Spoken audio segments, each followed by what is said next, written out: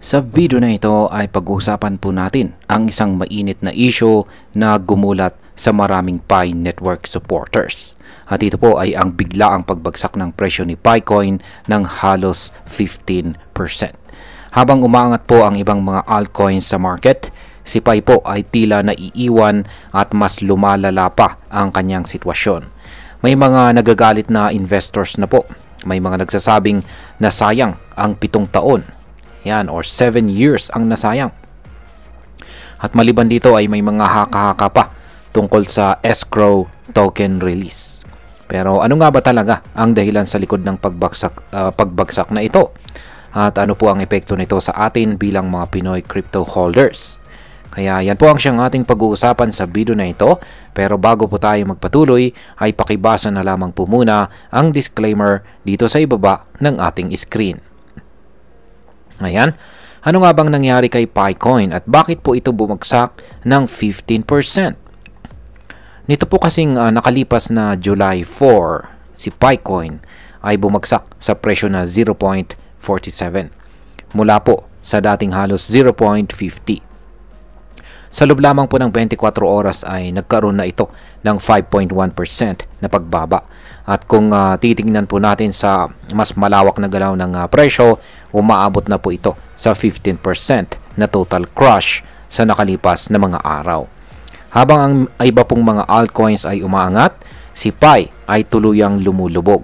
Kaya naman, marami ang nagtatanong, bakit tila kabaliktaran ang nangyayari sa kanya? Ngayon ay pag-usapan po natin ang tungkol naman sa technical analysis dito sa paggalaw ni Picoin. Kung titignan po natin ang chart nitong si Picoin, ay meron tayong makikita rito na tinatawag na bearish hammer. Ayan, isang bearish hammer at saka isang evening star candle pattern na lumitaw.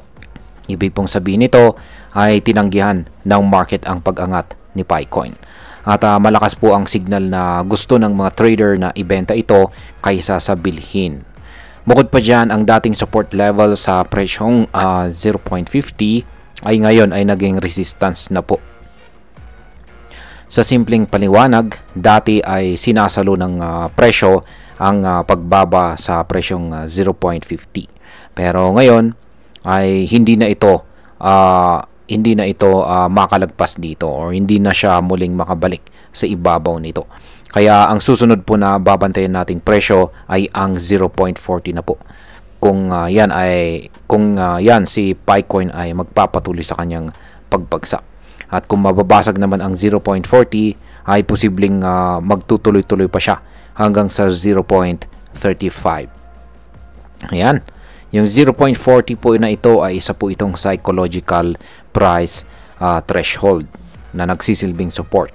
Kaya kung pag nabasag po ito ay baka magdudulot ito ng panic selling. Ayan. Kaya napaka-importante po ng 0.40 na support level natin dito. Kapag nabasag po ito ay ayan, marami talaga ang mawawalan ng tiwala rito kay Pi Network. Pero ayon po sa ibang mga sources natin na mga balita ay sabi nila na yung may control pa rin daw dito kay Picoin ay mismong ang Picore team. Hawak daw nila ang napakalaking supply ng Picoin. Kaya posibleng hindi raw po sila makakapayag na babagsak pa sa ilalim ng presyong 0.40 ang presyo ni Picoin. Yan, ngayon ay paano naman po naapektuhan ang mga Pi holders at ang kanilang pananaw.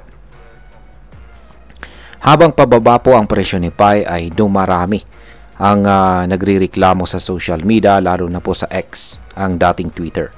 Isa pong long time Pi holders ang nagpost na 7 years of effort wasted.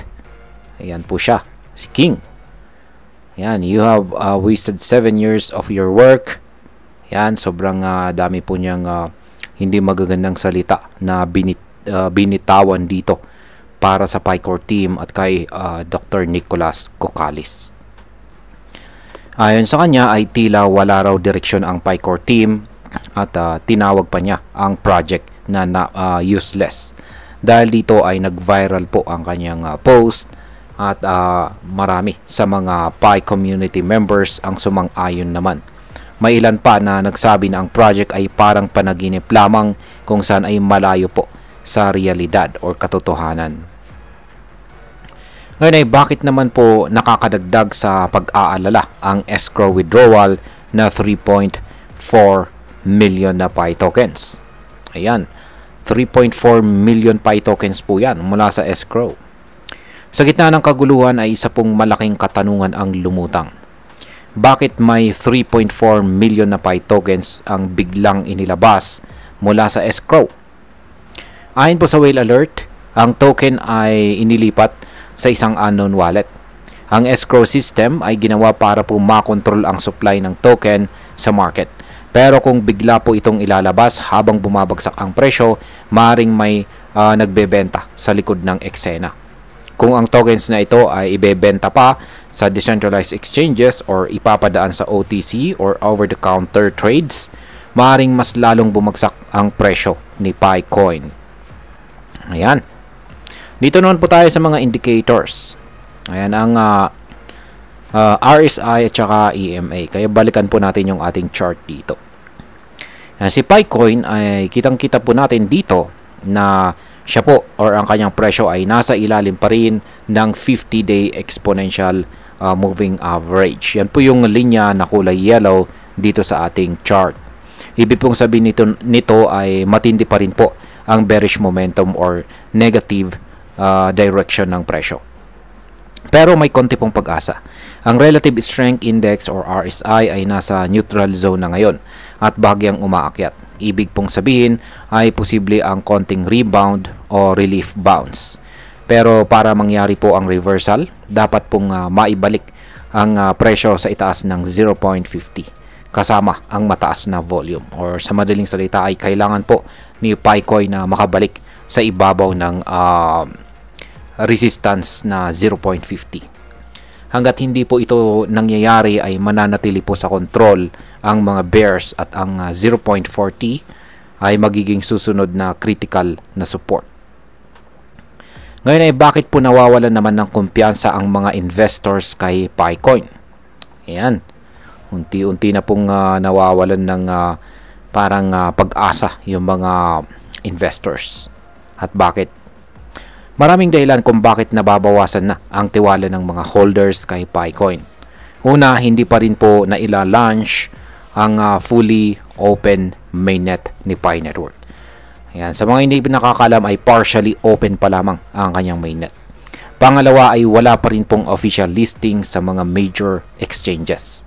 At habang patuloy po na nadidelay ang mga importanteng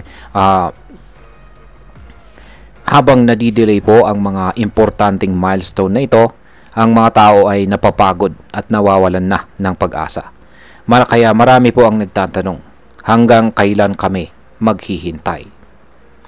Ngayon ay pag-usapan na po natin ang posibleng epekto nito para sa atin bilang mga Pinoy crypto traders at investors. Para sa atin bilang mga Pinoy traders at investors dito sa Pilipinas, particular po sa mga sumusubaybay or bilang bahagi ng Pi Network, ang sitwasyon na ito ay isang malaking wake-up call. Una, dapat po nating tandaan na hindi lahat ng project na matagal nang sinimulan ay garantisadong magtatagumpay. Pangalawa, ito po ay paalala na laging may risk ang crypto, kahit gaano pa kaganda ang marketing or community nito. Kung ikaw ay holder po ng Pi, marahil ay mas makakabuti na maging maingat at wag pong umasa sa hype lamang. At kung iniisip mong bumili ka pa or bibili ka pa, mahalaga pong pag-aralan muna kung ang project ay may malinaw na direksyon at saka transparency. At bilang panghuli, ang masasabi ko naman tungkol dito ay sa totoo lang nakakalungkot para sa mga taong naglaan ng oras, effort, at pananalig kay Pi Coin. 7 taon ay hindi po biro. At sana ay mabigyang linaw ng Pi Core team ang kanilang plano at timeline para maibalik ang tiwala ng kanilang community. Pero sa kabilang banda, ang pagbagsak na ito ay hindi pa katapusan. May chance pa rin si Pi Coin kung magagawa nilang i-deliver ang fully open mainnet at makakakuha po sila ng solid exchange listing. Pero habang wala pa ito, mas makakabuting maging mapagmatsyag. Yan, mas makakabuti po na tayo ay maging mapagmatsyag at hindi po tayo basta-basta magpapadala sa hype lamang. At ayan, hanggang dito na lamang po tayo sa video na ito mga ka-crypto. Marami pong salamat sa panonood. Ingat po tayo lagi at God bless po sa ating lahat.